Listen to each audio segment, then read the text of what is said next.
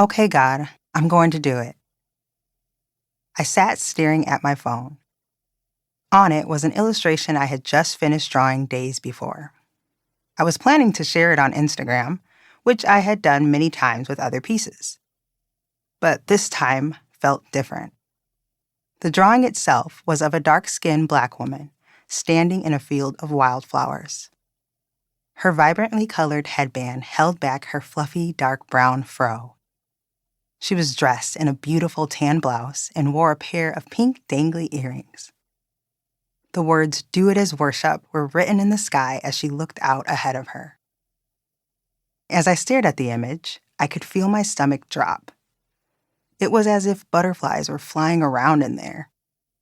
My throat suddenly felt extremely dry as I tried to swallow. I closed my eyes and hit publish.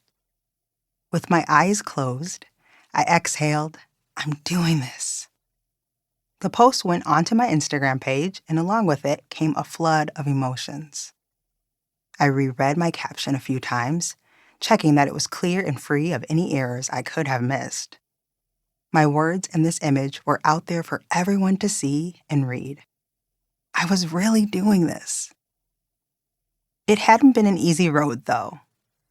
The path that I had taken to get there had been difficult and lonely and untraditional, but I had found my own way and had figured out a lot of things on my own, and I wanted to share it with others. I felt the desire to help other women, especially women of color, lean into their creativity. I didn't see many women that looked like me pursuing creative careers in illustration. Of course, there were some, but not enough to make me feel that the art world would have room for more of us. Room for me. Women of color weren't the ones getting all of the attention, big contracts, or promotions as mentors. My experience as an artist and small business owner of Spoonful of Faith taught me that running hard enough, working long enough, or fighting my way up the ranks wasn't the road for me. I knew that end of the route only held burnout. Somewhere in my journey, I had gained the confidence to find my artistic voice and share it with others. Not the voice the world had painted for me as a Black artist, but the voice and message that felt uniquely mine. I had figured out how to have courage in being exactly who God created me to be. Black, loving, free, soft, bold, and joyous. That voice was mine. It was unlike any other, and it was made in the image of the Creator. But my heart had also seen so many other women like me who had struggled to find their footing. So many with potential and creative gifts that didn't know how to walk forward. Women who, like me, didn't feel seen or didn't know the way. Women who were bubbling with ideas and creativity but felt there was no room in this world for what they were given to share. Why did it have to be such a long and treacherous process for us?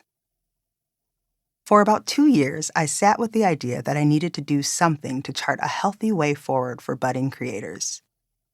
Not in the hustle and grind kind of way, but in a way that encourages them to create from a place that feels free and authentic and is led by faith instead of driven by sales, productivity, or accolades.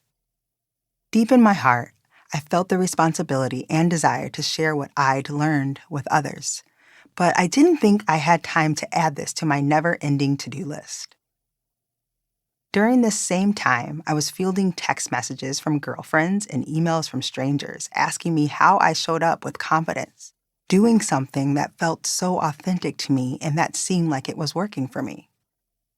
I had fellow entrepreneurs tell me they had been struggling to find their voice and show up more confidently in the sea of social media and algorithms. They felt like they couldn't keep their heads above water. Women I would meet at events would tell me they simply didn't feel like they were creative or that they even trusted in their creativity.